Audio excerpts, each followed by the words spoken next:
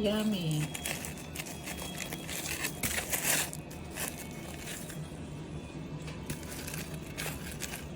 Naligo niya pa ng sugar to.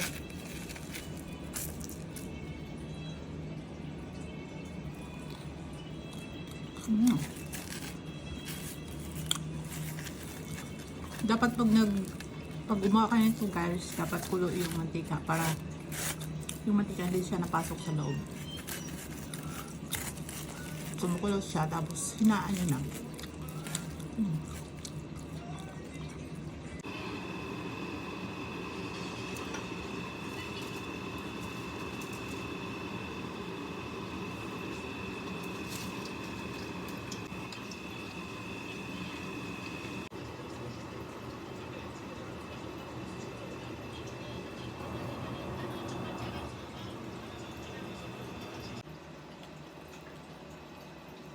Mag-craving ng kwabigi.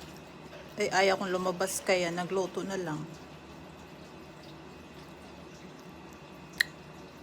Maiso?